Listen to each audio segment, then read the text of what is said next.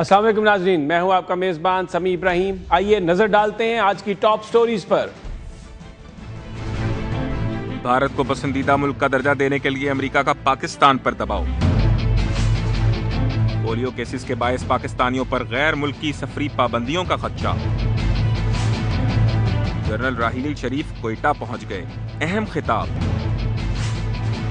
Chief justice तसद्दुक हुसैन जिलानी का पहला दिन और पहला अज़ खुद नोटिस। एक बड़ी खबर आई है वाशिंगटन डीसी से। पाकिस्तान के लिए और अफगानिस्तान के लिए अमेरिका के खुसूसी नुमाइंदे जेम्स डोमस ने यह कहा है कि पाकिस्तान पर यह दबाव डाला जा रहा है कि जो भारत को मोस्ट फेवरेट नेशन का जो दर्जा है वो दे दिया जाए। ये खबरें मीडिया में आई हैं और ये भी बताया जा रहा है इन खबरों में जेम्स डोमस का ये कहना है कि जब वज़ीर आज़म नवाज शरीफ अमेरिका के दौरे पर थे तो उस वक्त भी ये मसला उठाया गया था और उसके बाद भी कई जो दूसरी मुलाकातें हैं उनमें आला हुकाम के साथ ये मसला उठाया जा रहा है कि भारत को पाकिस्तान MFN का स्टेटस दे दे। और ये भी कहा गया है कि पाकिस्तानी हुकाम ने ये कहा है, यकीन दिलाया अमेरिका को कि वो ये दर्जा देना चाहते हैं भारत को। और फिर अब ये जो खबर है कि नवाज शरीफ साहब के भाई जो पंजाब के वज़ीर आला हैं शहबाज शरीफ साहब, वो तारिक फातमी साहब के साथ भारत में है। मनमोहन सिंह से भी उनकी मुलाकात हुई है। बताया जा रहा है कि यही कहा जा रहा है इंडिया को कि जो मोस्ट फेवरेट नेशन का जो स्टेटस है वो जल्द उन्हें दे दिया जाएगा। ये क्या सूरत हाल है? क्यों भारत को इतनी ज़्यादा अमेरिका चाहता है कि उसको मदद उसकी की जाए, उसको ये स्टेटस हासिल हो, जबकि दूसरे जो मसाइल हैं उनकी जानिब कभी भी अमेरिका ने तवज्जो नहीं दी। और पाकिस्तान और भारत के दरमियान जो मामलात हैं ये कहा है हमेशा कि ये दोनों ममालिक का आपस का मामला है। इस हवाले से आज हम गुफ्तगू करेंगे। जनरल रिटायर्ड हमीद गुल हमारे साथ हैं। अस्सलाम वालेकुम हमीद गुल साहब। वालेकुम अस्सलाम। हमीद गुल साहब, ये कि पाकिस्तान पर दबाव है कि वो मोस्ट फेवरेट नेशन स्टेटस दे भारत को, और लग रहा है कि पाकिस्तानी हुकाम ये स्टेटस देने के लिए अब तैयार हैं। जी बिल्कुल ऐसा ही लग रहा है। उन्होंने पहले भी ये बात हो चुकी है कि हमारे खुर्रम दस्तगीर साहब ने कहा था कि 80% हम उसके लिए फासला तय कर चुके हैं, 20% बाकी है वो भी कर लेंगे। और उससे पहले आपको याद होगा कि हिलरी क्लिंटन यहाँ जब आई थी गुज़श्ता हुकूमत के दौर में, तो उन्होंने एक मुआहदे पे दस्तखत करवाए थे कि राहदारी दी जाए भारत को अफगानिस्तान तक। और जब वो दस्तखत कर रहे थे दोनों ममालिक, तो उसके पीछे वो तालियां बजा रही थी खड़ी हुई खुशी के साथ। वो ये कह रही थी कि जैसे हेडमिस्ट्रेस खड़ी होती हैं ऐसे वो तालियां बजा रही थी खुशी के साथ। तो इसका ये मतलब है कि वो बालादस्ती देना चाहते हैं। दरअसल ये मसला सिर्फ पाकिस्तान के साथ मोस्ट फेवर्ड नेशन स्टेटस का नहीं है। भारत को राहदारी देनी है अफगानिस्तान तक पहुंचने और उससे आगे सेंट्रल एशिया तक पहुंचने का ये तमाम एक फार्मूला बनाया जा रहा है। भारत को सॉफ्ट बॉर्डर बना दिया जाए, कश्मीर को पसे पुश डाल दिया जाए, उसको फरामोश कर दिया जाए और अपनी फौजें जो है थिन आउट करके ईस्टर्न बॉर्डर से उनको वेस्टर्न बॉर्डर जो कायदे आज़म ने खाली करवाया था 1948 मार्च में, उसको दोबारा ऑक्यूपाई कर लिया जाए। ऑल दो स्ट्रिंग्स ऑफ कंटोनमेंट, यानी एक मुसलसल वहाँ पे कंटोनमेंट का सिलसिला था, दरोश चतराल से लेके शीलाबाद चमन तक, बीच में रजमक, वाना, मीर अली वगैरह वगैरह सब आते थे ये। तो वो अब चाहते हैं कि हम दोबारा वहाँ चले जाएं। मुस्तकबिल के अफगानिस्तान को कंटेन करने के लिए हम पाकिस्तान किरदार अदा करें, भारत के लिए एक दीवार बन के खड़ा हो और भारत को तरक्की करने का मौका मिले और चाइना के मुकाबले में भारत जो है सफबंदी करे, बुलवॉक के तौर पे वो उसको इस्तेमाल करना चाहते हैं। ये उनकी देरीना ख्वाहिश है। अब वो जाहिर है कि पाकिस्तान ही एक ऐसा मुल्क है जिसको दबाया जा सकता है, लेकिन ये एक बहुत हौलनाक चीज़ होगी। इसके अलावा मैं आपको बताऊं कि जो नवाज शरीफ साहब गए थे, जेम्स डोमस ने यह भी कहा, और आपने गालबन उसको रिपोर्ट भी ठीक से नहीं किया, वो ये था कि उन्होंने करज़ई को कहा है कि ये स्ट्रेटेजिक मुआहदा जो 10 साल और मजीद अमेरिका को भारत में इसमें अफगानिस्तान में रहने की इजाज़त देगा, उसके लिए उन्होंने करज़ई के ऊपर दबाव डाला। उसको कहा कि आप ये मुआहदा इसके ऊपर दस्तखत कर दे। ये तो करज़ई साहब की गैरत मिल्ली है कि उसको रास्ते में हायल हो रही है, वरना ये तो सारा दबाव जो है अच्छा, अब वहाँ पे साहब मैं ये میں یہاں پر یہ جاننا چاہتا ہوں کہ یہ جو سارا معاملہ ہے اس میں فائدہ بھارت کو ہوتا ہوا نظر آ رہا ہے، تو پاکستانی جو ہمارے قائدین ہیں وہ کیوں اس کو مان رہے ہیں؟ اس میں پاکستان کا کیا مفاد ہے؟ پاکستان کو بھی اس سے کچھ فائدہ حاصل ہوگا؟ نہیں، پاکستان کو تو سراسر نقصان ہے. کشمیر کو بائی پاس کریں گے، آپ کے پانیوں کا مسئلہ ہے جس سے آپ کی ڈیزرٹیفیکیشن ہو جائے گی. یہ بڑا ایک گمبھیر معاملہ ہے. تاریخی موڑ پہ کھڑے ہو کے اب آئے ہیں تو یہ نواز شریف صاحب کی قیادت کیوں کمزوری دکھا رہی ہے؟ رائٹ ونگ، ہم کہہ رہے تھے کہ رائٹ ونگ جو لیڈرشپ ہے وہ کوئی کرتب دکھائے گی، کوئی کارنامہ دکھائے گی، لیکن رائٹ ونگ کی لیڈرشپ اگر ڈس اپوائنٹ کرے گی اس قوم کو کہ اندرون ملک تو روٹی، روشنی، روزگار سے، انصاف سے محروم کر دیا، اب بیرون ملک بھی جو باہر سے ہمارے اوپر دباؤ ہے اس کو بھی آپ قبول کر رہے ہیں. آپ کا ذاتی فائدہ یقیناً اس میں ہوگا، لیکن پاکستان کا تو کہیں مجھے کوئی نظر نہیں آتا. میں بھی آخر بہت اس عمر پہ پہنچ کے تاریخ کا طالب علم بھی ہوں اور واقعات کو بھی دیکھا ہے اور تمام روس کا جانا بھی یہاں سے دیکھا ہے.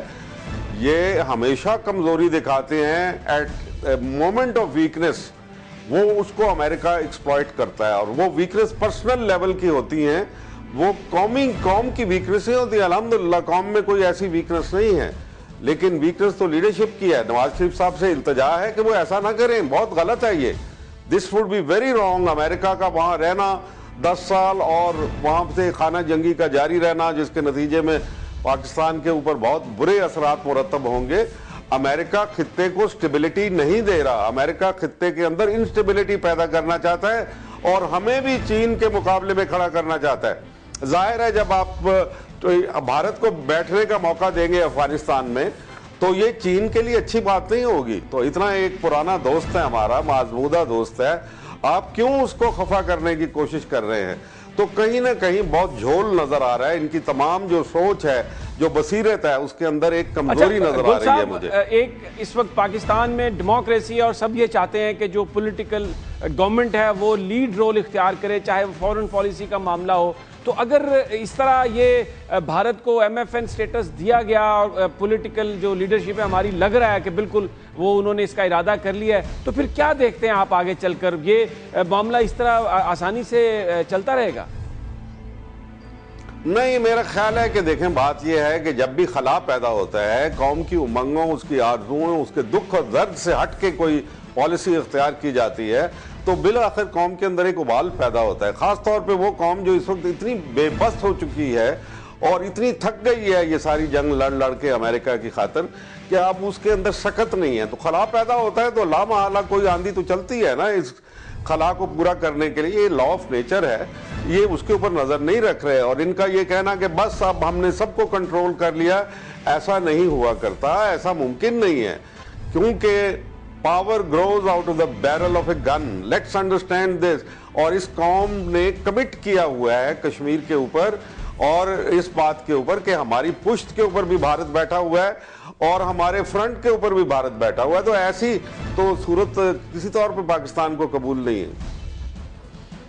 بہت بہت شکریہ جنرل حمید گل صاحب، جو یہ کہہ رہے تھے کہ بھارت کے ساتھ تعلقات کا معاملہ انتہائی حساس معاملہ ہے اور ایم ایف این سٹیٹس اگر بھارت کو دیا جائے تو اس سے بڑا نقصان ہوگا، کیونکہ امریکہ یہ چاہتا ہے کہ افغانستان تک بھارت کو راہداری بھی ملے. اور یہ کہنا تھا حمید گل صاحب کا کہ یہ کرنے سے کشمیر کا جو معاملہ ہے، پانی کا جو معاملہ ہے، جو پاکستان کے دیگر اہم معاملات ہیں، ان کے حوالے سے بھی نقصان ہوگا. اور اگر سیاسی قیادت نے یا پاکستان کی حکومت نے یہ کرنے کی کوشش کی تو ایک ویکیوم کریٹ ہوگا جس کے نتائج بہت ہولناک ہو سکتے ہیں. ناظرین، یہاں پر ہم لیتے ہیں ایک بریک اور بریک کے بعد ایک اور اہم معاملہ پاکستان کے لیے، پولیو کا معاملہ، کیونکہ بھارت نے پابندی لگا دی ہے 30 جنوری کے بعد جو بھی پاکستان سے بھارت جائے گا اس کے پاس سرٹیفکیٹ ہونا چاہیے کہ پولیو اس نے ویکسین لگوائی ہے. اور نظر یہ آ رہا ہے کہ آگے چل کر اور بھی کئی ممالک پابندی یہ لگا سکتے ہیں. اس حوالے سے ہم گفتگو کریں گے تحریک انصاف کے رہنما اظہر جدون سے، لیکن ایک مختصر سی بریک کے بعد.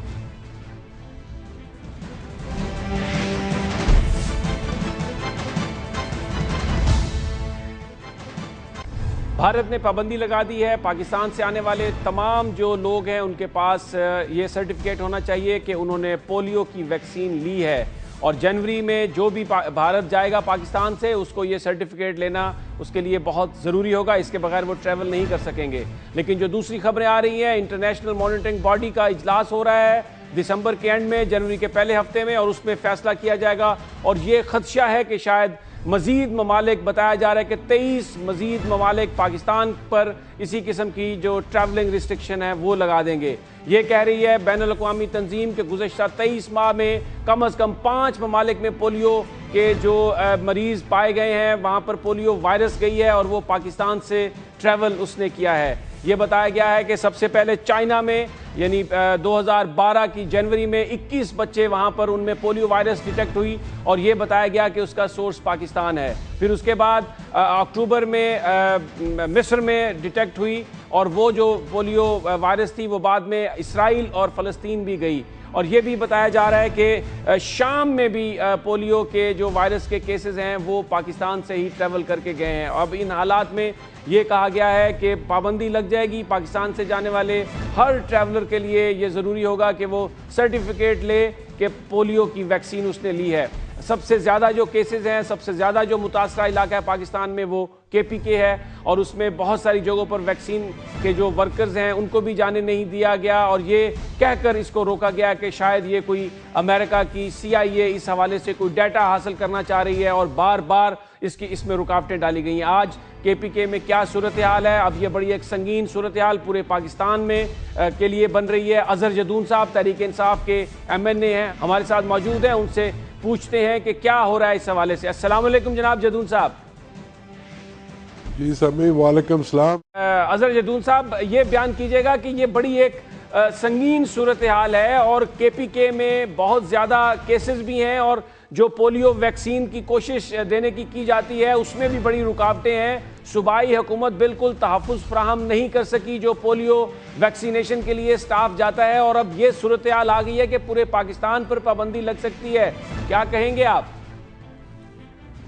جی، میں سمجھتا ہوں کہ اس میں صوبائی حکومت کو بلیم کرنا بالکل یہ انصاف کی بات نہیں ہوگی۔ آپ ذرا دیکھیں کہ یہ ایک مرض جو میرا خیال ہے 90% اینڈ ابو جو ہے اس کے اوپر کنٹرول کر لیا گیا تھا، اور پھر سڈنلی وہ کن حالات کی وجہ سے وہ مرض اب دوبارہ پھیل رہا ہے۔ تو اس میں آپ میرے نزدیک ایک فوکل پوائنٹ ہے اور ایک جنرل پوائنٹ ہے۔ اب فوکل پوائنٹ یہ ہے کہ جی مجھے سمجھ نہیں آتی کہ یہ جو یہ پولیو پلانے والے ہیں اور وہ سارے ہیں، اور یہ میڈیا ہائپ کیوں کریٹ کیے جاتے ہیں؟ اس سے پہلے جی مہینہ پہلے جی سائن بورڈز لگ جاتے ہیں، وہ ٹی وی پہ آ رہا ہوتا ہے، اور وہ کہ جی پولیو مہم شروع ہو گئی تو یہ ہو گیا تو وہ ہو گیا۔ میں سمجھتا ہوں کہ جی وہ آپ کو یاد ہے شکیل آفریدی، وہ چپکے لگا رہا وہ ہیپاٹائٹس کے کھاتے میں اور اپنا کام کر گیا۔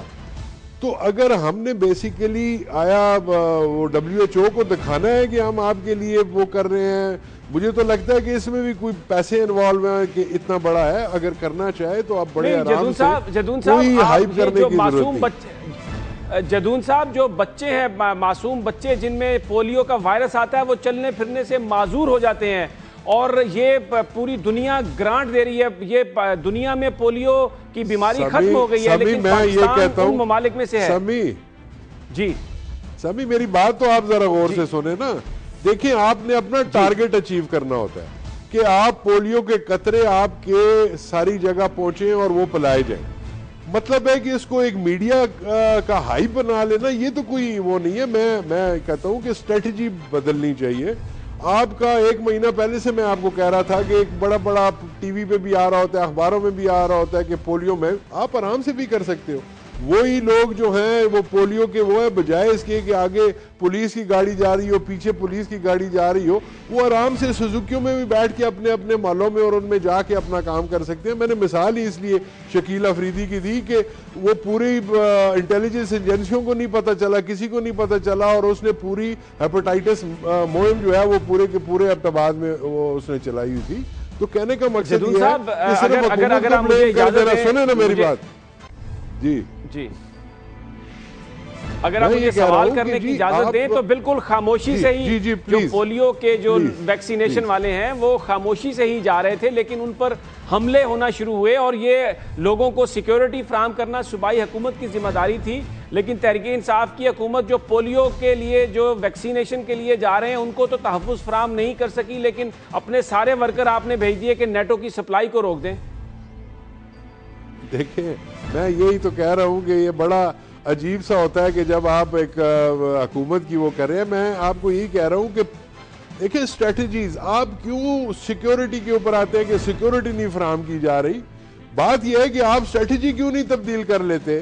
میں یہ کہہ رہا ہوں کہ ایک کام آپ کر لیتے ہو اور سارا سب لوگوں کو پتہ چل جاتا ہے کہ ایک جگہ کے اوپر جی پرسوں سے جی اب بعد میں پولیو کی مہم سٹارٹ ہو رہی ہے یا ایک ہفتے بعد ہو رہی ہے، اور آپ الرٹ کر دیتے ہو ان فورسز کو اور پھر کہتے ہو کہ یار اب جو ہے وہ حکومت جائے اور ان کے ساتھ وہ کرے۔ دیکھیں میں ایک بات بتاتا ہوں، آپ نے اپنا ٹارگٹ اچیو کرنا ہے، آپ نے یہ دیکھنا ہے کہ اگر ہماری یہ اسٹریٹجی، آپ میڈیا اور اس کے اوپر نہ جائیں نا، آپ آرام سے چپکے سے کیوں نہیں کر سکتے؟ میں کہتا ہوں کہ کر سکتے ہیں آپ۔ میں پھر وہ عرض کرتا ہوں کہ چپکے سے ہی ہو رہی تھی، دیکھیں جو چپکے سے ہو رہی تھی، لیکن آپ کیسے کہہ سکتے ہیں؟ آپ کیسے کہہ سکتے ہیں؟ میرے سامنے ہوا ہے جی، میں اس میں میں اس بات کا گواہ ہوں، کوئی چپکے نہیں ہو رہی تھی۔ وہ پہلے اناؤنس کرتے تھے، اخباروں میں آتا تھا، سب کچھ آتا تھا، اور پھر وہ جاتے تھے، اور پھر وہ سیکیورٹی کی آپ بات کرتے ہیں تو سیکیورٹی۔ جدون صاحب یہ ایک عجیب سا نہیں لگتا کہ ایک اچھا کاز ہے، لوگوں میں اگر مہم چلائی جائے، ان کو آگاہی دی جائے، میڈیا پہ بتایا جائے کہ یہ آپ کے لیے بچوں کے لیے بہتر ہے، تو آپ کہتے ہیں کہ اس کام کو نہیں ہونا چاہیے؟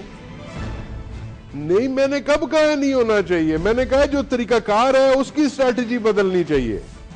میں نے کب کہا نہیں ہونا چاہیے؟ میں ایک ڈاکٹر یہ کہہ سکتا ہوں کہ یہ کام نہیں ہونا چاہیے؟ دیکھیں نا، آپ میری بات کوئی غلط طرف لے کے جا رہے ہیں۔ میں یہ کہہ رہا ہوں کہ اسٹریٹجی چینج کریں، میڈیا ہائپ نہ کریٹ کریں، آرام سے جائیں اور اپنا مقصد حل کریں اس میں۔ دیکھیں یہ ایک چیز ہوتی ہے کہ جی آپ کیا سجیسٹ کریں گے اپنی حکومت کو کہ یہ بڑا کم ٹائم رہ گیا ہے، یہ آخری مہینہ ہے اور ابھی ویکسینیشن کے لیے بہت سارا ایریا باقی ہے، جو ورکرز ہیں وہ بھی نہیں جا پا رہے، آپ کیا سجیسٹ کریں گے؟ آپ میں سجیسٹ یہ کروں گا کہ بالکل یہ میڈیا ہائپ ختم کی جائے۔ لوگوں کو، دنیا کو ہم نے نہیں بتانا کہ ہم کیا کر رہے ہیں، ہم نے لوگوں میں انٹرنل جو پاپولیشن ہے اس میں ایسے جو پولیو ورکرز ہیں یہ گھس جائیں اور جا کے، اور لوگ تیار ہیں، یہ بات نہیں ہے کہ لوگ نہیں پلاتے قطرے یا وہ کرتے ہیں، وہ بالکل تیار ہیں، لیکن وہ آرام سے جائیں، کسی کو پتہ نہ چلے، اور جا کے گھر گھر جا کے وہ کر سکتے ہیں۔ جب آپ پولیس کی گاڑیوں میں ایک وہ سیکیورٹی آپ کہہ رہے ہیں، پولیس کی گاڑیوں میں سیکیورٹی دے کے بھیجیں گے تو آج تک سیکیورٹی نہیں مل سکی، ہمارے 3 منسٹر مارے گئے، وہ جو مارنے والے ہوتے ہیں پھر وہ سیکیورٹی کو نہیں دیتے۔ اظہر جدون صاحب بہت شکریہ آپ کا۔ اظہر جدون کا یہ خیال ہے کہ میڈیا ہائپ نہیں ہونی چاہیے، کیمپین نہیں ہونی چاہیے، اور خاموشی سے جا کر ویکسینیشن کا کام ہونا چاہیے، لیکن ایک بڑا سنگین معاملہ، بڑی سنگین صورتحال اس وقت۔ اگلے ماہ میں یہ پابندی لگ سکتی ہے، بہت سارے پورے پاکستان پر جو ٹریول باہر کرتے ہیں، کچھ ممالک یہ پابندی لگا سکتے ہیں۔ ناظرین یہاں پر وقت ہے بریک کا، اور بریک کے بعد ہم بات کریں گے پاکستان آرمی کے سربراہ جناب جنرل راحیل شریف نے آج کوئٹہ میں ایک خطاب بھی کیا، پاسنگ آؤٹ پریڈ تھی، اس میں انہوں نے شرکت کی اور بڑی اہم سٹیٹمنٹ دی، جس میں ان کا یہ کہنا تھا کہ پاکستان کی فوج جو ہے وہ مکمل طور پر جو بھی ڈیولپمنٹ کا کام ہے بلوچستان میں، اس کے حالات کو بہتر کرنے کے لیے ہر قسم کا رول ادا کرنے کے لیے تیار ہے۔ کیا میسج تھا ان کی تقریر میں، اس پر ہم بات کرتے ہیں، لیکن ایک مختصر سی بریک کے بعد۔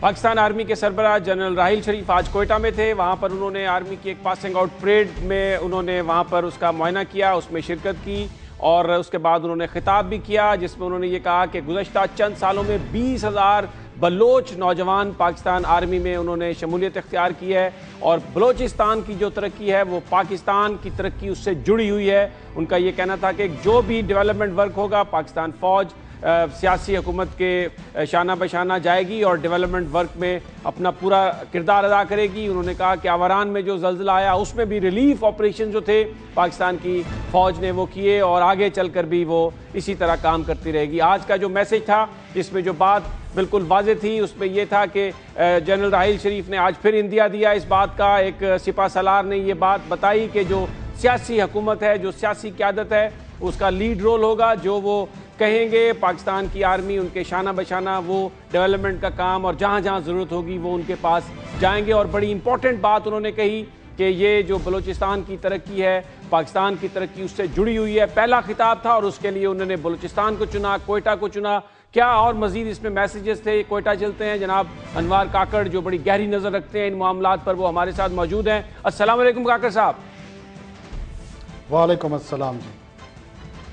کاکڑ صاحب، آج ایک بڑا جو پیغام دیا جنرل راحیل شریف نے کہ جو ترقی ہے بلوچستان کی، پاکستان کی ترقی اس سے جڑی ہوئی ہے، وہاں پر گئے، پہلا خطاب کیا اور بالکل جو سیاست ہے، جو سیاسی حکومت ہے، اس کو ایک اشارہ دیا کہ لیڈ رول مستقبل میں انہی کا ہوگا۔ کس طرح سے دیکھتے ہیں آپ یہ ساری ڈیولپمنٹ اور کس طرح سے بلوچستان کے عوام اس کو دیکھ رہے ہوں گے، خاص طور پر جو قوم پرست ہیں؟ دیکھیں جی، جتنے بھی قوم پرست mainly led by national party آج اس اوکیزن پہ موجود تھے، chief minister along with his important cabinet minister, ان کے فائنانس منسٹر تھے، ہیلتھ منسٹر تھے، ایگریکلچر منسٹر، یہ تمام بلوچ قوم پرست ریپرزنٹیشن موجود تھی وہاں پہ پولیٹیکل۔ اور in the presence of top military men that is the chief of the army staff, doctor Malik sahib نے اپنی سپیچ میں کہا کہ ہم ڈائلاگ کو پرسو کریں گے with in the federation of Pakistan and under the constitutional provisions, جس سے انہوں نے ایک ہنٹ دیا کہ ڈائلاگ کا پروسیس کا جو لینڈ مارک ہوگا، جو بینچ مارک ہوگا، وہ کیا ہوگا۔ اور chief of the army staff کی پریزنس سے ایک سٹل میسج گیا کہ تمام ڈیفنس فورسز، آرمڈ فورسز اس پروسیس اور اس ماڈل کو اسٹرینتھن کر رہی ہیں، اس کو سپورٹ کر رہی ہیں اور وہ اس کے پیچھے کھڑی ہیں۔ تو ایک پیج پہ تمام لوگ نظر آ رہے ہیں۔ کاکڑ صاحب، یہ ایک بڑی خوشائن بات جو آج آرمی چیف نے اپنی تقریر میں بھی کہی کہ 20,000 بلوچ جو ہیں وہ پاکستان کی آرمی میں گزشتہ چند سالوں میں انہوں نے شمولیت اختیار کی ہے اور آگے مزید چل کر بھی ساتھ ہوں گے۔ تو وہ جو ایک احساس محرومی کی بات ہے بلوچستان کے حوالے سے، اب آہستہ آہستہ آپ سمجھ رہے ہیں کہ اس کو ختم کرنے کی جانب بھی جو ہے وہ پیش قدمی ہو رہی ہے؟ دیکھیے جی، میں آرمی ایز این انسٹیٹیوشن نے یہ اپروچ جو اپنائی ہے، میں ان کے ویب سائٹ پہ یہ چیک کر رہا تھا، بیسیکلی انہوں نے ریکروٹس کی تعداد پنجاب پروونس سے کم کر کے بلوچستان کی ایلوکیشن بڑھا دی ہے۔ یہ تعداد جو آپ بتا رہے ہیں، یہ اگر ہماری پاپولیشن پہ آپ ڈیوائڈ کریں تو every 4th family directly and every 2nd family indirectly armed forces کے انسٹیٹیوشنز کے ساتھ جڑتی جا رہی ہے اور اس کے اکنامک، ایکیڈیمک، ہیلتھ، یہ تمام کے تمام سٹیکس کریٹ ہو رہے ہیں اس انسٹیٹیوشن کے ساتھ۔ یہ حضرات اب پاکستان توڑنے کی بجائے ان صفوں میں شامل ہو رہے ہیں جنہوں نے پاکستان کی ٹیریٹوریل انٹیگریٹی کو پروٹیکٹ کرنا ہے۔ اور یہ اتنا سٹل میسج ہے کہ ایک تو نیشنل آرمی کا جو تصور ہے وہ اس سے مضبوط ہو رہا ہے، اور ساتھ میں یہ جو فیملیز کی انڈائریکٹ انوالومنٹ ہے، ان کے بچے اسکولوں میں جائیں گے، ان کے فیملیز کو CMH پہ ایکسیس ہوگا آف میڈیکل فیسلٹی، اس کے سوشل امپلیکیشنز بڑے ڈیپ ہیں۔ اور یہ چند سالوں کے اندر آپ کو سوشل انٹیگریشن نظر آئے گی بلوچ سوسائٹی اور اسٹیٹ آف پاکستان کی، جو کہ میرے خیال میں بہت بہت شکریہ انوار کاکڑ صاحب، بہت شکریہ۔ بڑی امپورٹنٹ خبر کوئٹہ سے جو آئی، جس میں آرمی چیف کی موجودگی میں جو گفتگو کے حوالے سے بات کی گئی قوم پرستوں کے ساتھ پاکستان کے آئین کے فریم ورک کے اندر، اور وہاں پر جنرل راحیل شریف کی موجودگی، اس بات کا بڑا واضح پیغام تھا کہ لیڈ رول سیاست دانوں کا ہے، سیاسی حکومت کا ہے، اور پاکستان کی فوج ان کے شانہ بشانہ کھڑی ہے ہر قسم کے کام میں ان کی معاونت کے لیے۔ اب ایک اور امپورٹنٹ سٹوری کی جانب چلتے ہیں۔ بنگلہ دیش سے یہ خبر آئی ہے کہ جماعت اسلامی کے امیر ملا عبد القادر، جن کی عمر 65 سال تھی، انہیں ڈھاکہ کی ایک جیل میں سزائے موت دے دی گئی ہے، انہیں پھانسی پر لٹکا دیا گیا ہے۔ ان پر الزام یہ تھا کہ 1971 میں انہوں نے پاکستان کی فوج کے ساتھ کھڑے ہو کر جنگ کی تھی۔ بنگلہ دیش بننے کے وہ مخالف تھے۔ پاکستان جس وقت ٹوٹ رہا تھا وہ ان لوگوں میں سے شامل تھے جو پاکستان کو توڑنے والی قوتوں کے خلاف لڑ رہے تھے۔ آج انہیں پھانسی دے دی گئی ہے ڈھاکہ کی جیل میں، اور جو خبریں آ رہی ہیں اس کے مطابق انہوں نے اپنی فیملی سے جو آخری گفتگو کی اس میں انہوں نے کہا کہ میں بالکل بے گناہ ہوں، میں نے کوئی جرم نہیں کیا اور میں اپنے آپ کو ایک خوش قسمت آدمی سمجھتا ہوں، مجھے شہادت مل رہی ہے، اور جو میرا قتل ہے، جو مجھے سزائے موت دی جا رہی ہے، وہ اس لیے کہ اسلامک موومنٹ کے خلاف اس وقت پوری دنیا میں کام ہو رہا ہے۔ اس ساری صورتحال پر ہم بات کریں گے۔ لیاقت بلوچ جو جماعت اسلامی پاکستان کے سیکریٹری جنرل ہیں، وہ ہمارے ساتھ موجود ہیں۔ السلام علیکم بلوچ صاحب۔ وعلیکم السلام جی۔ بلوچ صاحب، بڑی ایک افسوسناک خبر آئی ہے یہ بنگلہ دیش سے، کیا کامنٹ کریں گے آپ؟ جی، ملا عبد القادر جو جماعت اسلامی کے بہت اہم رہنما تھے، سینئر صحافی، اور جماعت اسلامی کے کئی سال تک وہ میڈیا سیل کے انچارج رہے، اور آج انہیں سزائے موت کے دینے کے بعد اس پر عمل درآمد کر کے موت کی گھاٹ اتار دیا گیا ہے۔ انا للہ و انا الیہ راجعون۔ اسلام کے لیے کام کرنے والے لوگوں کے لیے یہ موت تو ایک بڑی عظمت کی موت ہوتی ہے، شہادت کی موت ہوتی ہے، اور بلا شبہ ملا عبد القادر نے اپنی منزل پا لی اور انہیں اللہ نے شہادت کی موت کا رتبہ دیا ہے۔ لیکن ہم اس واقعہ کی اور اس فیصلے کی جو انصاف کا قتل ہے، عدالتی قتل ہے، ہم اس کی مذمت کرتے ہیں۔ ملا عبد القادر کو جس جرم میں سزا دی گئی ہے اور جو گواہی پیش کی گئی تھی، وہ خاتون مومنہ جن کی کتاب میں بالکل اور طرح کا موقف ہے، اور عدالت میں جا کے غلط بیانی کی بنیاد پر جو گواہی دی اس پر انہیں سزائے موت دی گئی، اور آج اس پر عمل درآمد کیا گیا ہے۔ حقیقت میں 1971 میں بھی ملا عبد القادر یا ان کے ساتھی پاکستان کو توڑنے کے لیے بھارتی سازشوں کے خلاف تھے، پاکستان کو ایک رکھنا چاہتے تھے، کلمے کی بنیاد پر بننے والے پاکستان کو دو لخت نہیں وہ دیکھنا چاہتے تھے۔ آج ملا عبد القادر کی پھانسی کی صورت میں بھارت نے پھر فتح پائی ہے۔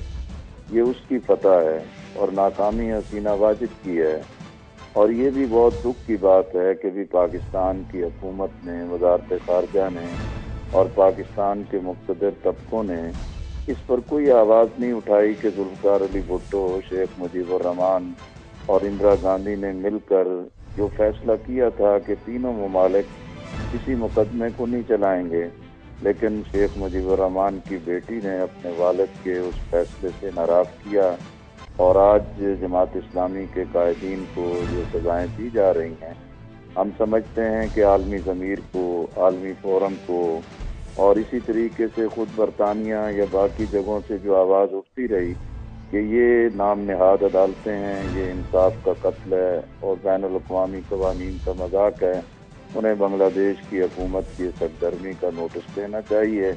ہمیں یقین ہے کہ ملا عبد القادر کی یہ شہادت جو ہے وہ بنگلہ دیش میں اسلامی تحریک کے لیے، جماعت اسلامی کے لیے مزید پیش قدمی کا باعث بنے گا۔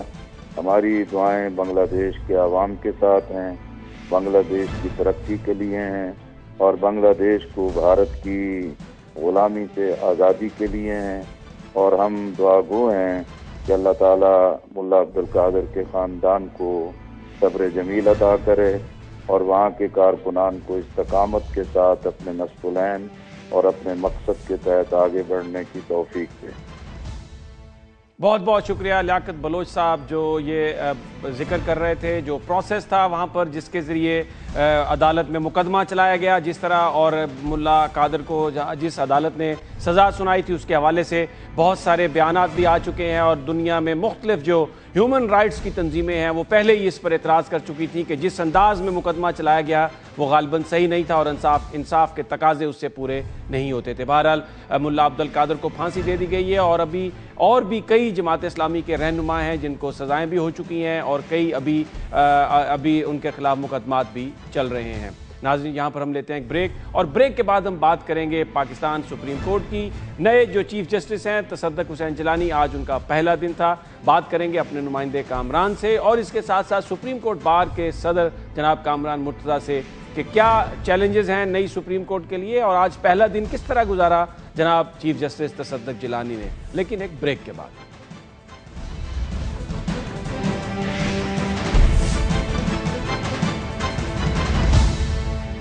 آج سپریم کورٹ آف پاکستان میں پاکستان کے 21ویں چیف جسٹس تصدق حسین جیلانی نے اپنا چارج سنبھالا۔ سب سے پہلے انہوں نے ایوان صدر میں اپنے عہدے کا حلف اٹھایا، اس کے بعد وہ سپریم کورٹ میں گئے، وہاں پر انہوں نے معمول کی کارروائی میں حصہ لیا۔ پہلا دن تھا، کیا ان کا آج کس طرح کا دن گزرا چیف جسٹس آف پاکستان کا عدالت میں، اس حوالے سے آج ہم گفتگو کریں گے۔ ہمارے ساتھ موجود ہیں ہمارے نمائندے کامران، اور اس کے بعد ہم سپریم کورٹ بار کے جو پریزیڈنٹ ہیں کامران، ان کا بھی نام ہے کامران مرتضیٰ، ان سے گفتگو کریں گے۔ سب سے پہلے ہم چلتے ہیں اپنے نمائندے کامران خان کی جانب۔ السلام علیکم کامران۔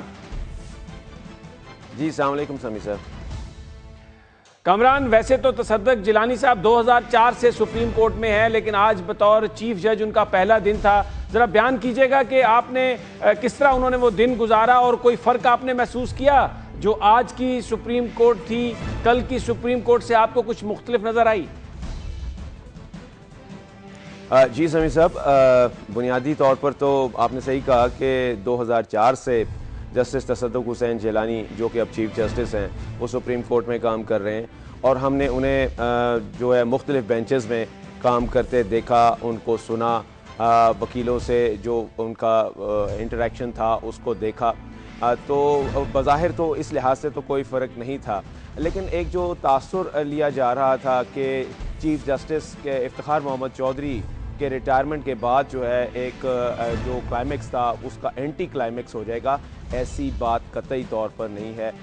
جسٹس تصدق حسین جیلانی بظاہر دھیمے مزاج کے اور نرم خو اور سافٹ سپوکن ہیں، لیکن جہاں اصولوں کی بات ہے اور جہاں انصاف کی فراہمی کے عمل کی بات ہے، جہاں ڈسپنسیشن آف جسٹس کی بات ہے، تو ان کے جو کولیگ جو ان کو جانتے ہیں اور جو وکلا وغیرہ جن کا ان سے واسطہ رہتا ہے، اور ہم نے خود ان کو دیکھا ہے کہ ایسے معاملات میں انہوں نے بہت سخت فیصلے جو ہے وہ کیے ہیں جو قطعی طور پر ان کی پرسنالٹی سے میچ نہیں کرتے، یعنی ان کے دھیمے پن کو، ان کے سافٹ سپوکن ہونے کو یہ نہیں سمجھ لینا چاہیے کہ ان کے جو فیصلے ہوں گے وہ بھی اسی طرح کے سافٹ ہوں گے، قطعی طور پر ایسا نہیں ہے۔ اور میرا یہ خیال ہے کہ آج کامران بتائیے، آج انہوں نے کامران آج پہلا دن تھا، آج کوئی آرڈر انہوں نے پاس کیا، آج کیا کیا؟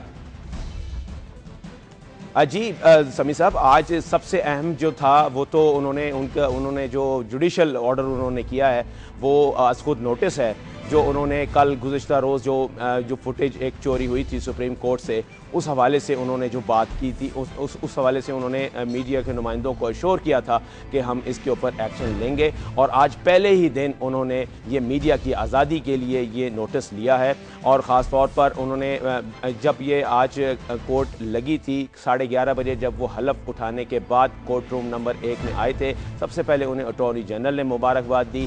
اس کے بعد جب کیسز کی سماعت ختم ہونے لگی تو پھر ہم میڈیا کے نمائندے ہم روسٹرم پر گئے تھے، اور ہم کورٹ رپورٹرز نے ان کو پہلے مبارکباد دی اور ان سے یہ کہا کہ آپ کے علم میں ہوگا کہ گزشتہ روز جو واقعہ ہوا تھا، ہم یہ چاہتے ہیں کہ اس کا نوٹس ہو تاکہ آپ کے دور میں آئندہ کوئی ایسا واقعہ دوبارہ رونما نہ ہو، اور جو ڈسکریمنیشن کا الزام عدالت پر لگتا ہے کم از کم عدالت کے اوپر ایسا الزام نہ لگے۔ اس کے اوپر چیف جسٹس صاحب نے بہت ہی انہوں نے مہربانی کی کہ اس کے اوپر انہوں نے کہا کہ میرے یہ نوٹس میں ہے، یہ واقعہ میرے علم میں ہے، میں نے آج ہی چارج سنبھالا ہے اور میں آج ہی اس کے اوپر نوٹس لوں گا۔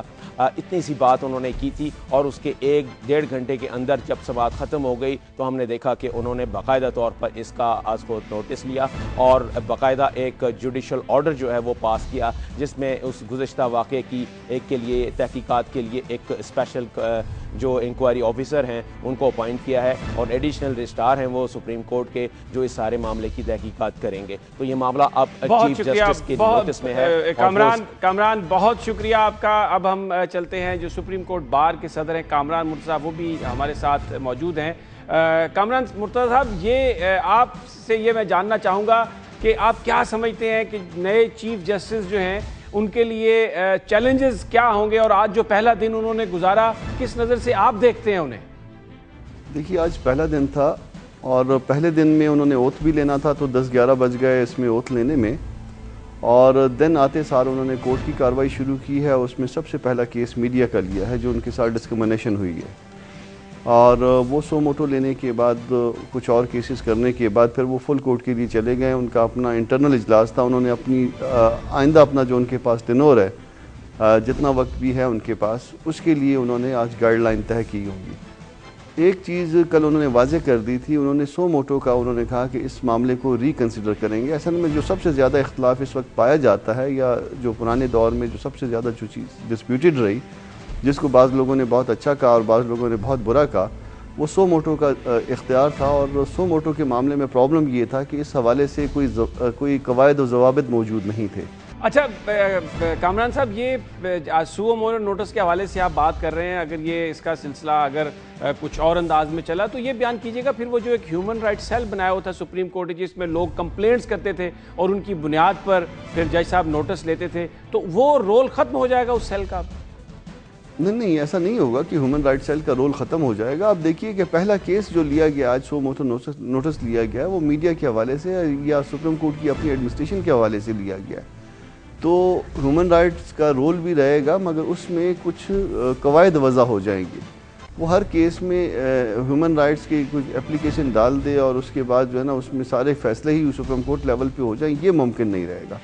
وہ طریقہ کار ایک وضع ہو جائے گا، وہ رولز جب فریم ہو جائیں گے تو سب کو پتہ چل جائے گا کہ کون سے معاملات جو ہیں یہاں پہ ڈائریکٹ آنے ہیں اور کون سے معاملات نہیں آنے، کون سے معاملوں میں از خود نوٹس ہو سکتا ہے اور کون سے معاملوں میں از خود نوٹس نہیں ہو سکتا۔ ایک چیز ذہن میں رکھیے کہ اپنا نئے چیف جسٹس کے پاس جو وقت ہے، مدت ہے، وہ کچھ مہینوں کی ہے، تو اب ان سے کوئی ایسی کوئی ایکسٹرا آرڈنری امیدیں بھی نہ باندھیں کہ کچھ مہینوں میں وہ جو ہے نا بہت بڑی چینج لے آئیں گے، مگر تبدیلی کی طرف ایک سفر جو ہے وہ شروع ہوگا، وہ آپ دیکھیں گے کہ ایک خوشگوار۔ اچھا کامران صاحب، ماضی میں ایک بڑا تنازع تھا قومی اسمبلی کے ساتھ کہ پبلک اکاؤنٹس کمیٹی جب مالی معاملات کی تحقیقات چاہتی تھی سپریم کورٹ کی تو وہ چیف جسٹس افتخار چودھری صاحب اس کو ریفیوز کرتے تھے۔ یہ بیان کیجیے گا کہ اب یہ معاملہ کس طرح سے چلے گا؟ کیا جو مالی معاملات ہیں اس کے حوالے سے ایکسیس ملے گی پبلک اکاؤنٹس کمیٹی کو؟ میں یہ رائے تو دے سکتا ہوں کہ دیکھیے، جس طرح سے سارے ادارے اکاؤنٹیبل ہیں اس طرح سے ہماری سپریم کورٹ کے معاملات بھی جو ہے ان کی اکاؤنٹیبلٹی بھی ہونی چاہیے۔ مسئلہ یہ ہوا کہ جو ہم نے ججز اپائنٹ کیے اس میں کوئی اکاؤنٹیبلٹی نہیں ہے، اس میں ایک جوڈیشل کمیشن تھا اور جو پارلیمانی کمیشن تھا اس کو ہم نے جو ہے نا وہ اس طرح سے ریڈنڈنٹ بنا دیا۔ اسی طرح سے اگر کوئی ہم سے جو پیسے دینے والے اگر وہ آپ کا وہ آڈٹ کروانا چاہ رہے ہیں تو اس میں کوئی مائنڈ کرنے والی بات نہیں ہے کہ یہ کوئی سپیریٹی کمپلیکس میں ہم کو نہیں آنا چاہیے، بلکہ جس کو ہمارے حسابات چیک کرنے ہیں ایون عام پبلک کے لیے بھی اوپن ہونے چاہیے، جس کو بھی یہ حسابات چیک کرنے ہیں وہ آ کے حسابات چیک کرے۔ تو میرا خیال ہے کہ اس میں ریزسٹ کرنا نہیں چاہیے۔ اگر ہم ریزسٹ کریں گے اور ہمارے معاملات ٹھیک ہوں گے تو بھی ہمارے بارے میں شکوک پیدا ہوں گے، تو میری رائے یہ ہے۔ اچھا کامران صاحب، یہ بیان کیجیے گا کہ سپریم کورٹ بار کی جانب سے یہ ایک آیا کل بھی نوٹیفیکیشن کے جو ڈنر تھا وہ سپریم کورٹ بار کی جانب سے نہیں تھا، آپ نے اپنے ایک عہدیدار کی رکنیت بھی معطل کی۔ جب یہ دو واقعے ہو گئے کہ ایک پہلے ان کو مار پیٹ ہوئی اور اس کے بعد کھانا کینسل ہو گیا تو میرے لیے مشکلات پیدا ہو گئی۔ میرے پاس پیغامات آئے کہ یا بیچ میں لوگ انٹروین کرنے والے آئے، میں نے کہا کہ یہ ایک تو ان کو منائیے جن کو مارا پیٹا گیا ہے، اور دوسرا سندھ والوں کو منائیے جنہوں نے کینسل کر دیا کھانا۔ تو وہ درمیان میں جو لوگ تھے وہ مس ہینڈل کر رہے تھے. بہت بہت شکریہ کامران مرتضیٰ صاحب جو یہ کہہ رہے تھے کہ یہ شاید غلط فہمیاں دور ہو سکتی تھی لیکن کچھ لوگ ایسے تھے جنہوں نے ان غلط فہمیوں کو دور نہیں ہونے دیا. بہرحال اچھا ہوتا اگر یہ غلط فہمیاں دور ہو جاتی اور چیف جسٹس افتخار چودھری صاحب کو سپریم کورٹ بار کی جانب سے ہی ڈنر دیا جاتا. ناظرین یہ تھا آج کا پروگرام. کل پھر آپ سے ملاقات ہوگی ٹاپ سٹوری میں نئی خبروں اور انالیسس کے ساتھ. خیال رکھیے گا اپنا. اللہ نگہبان.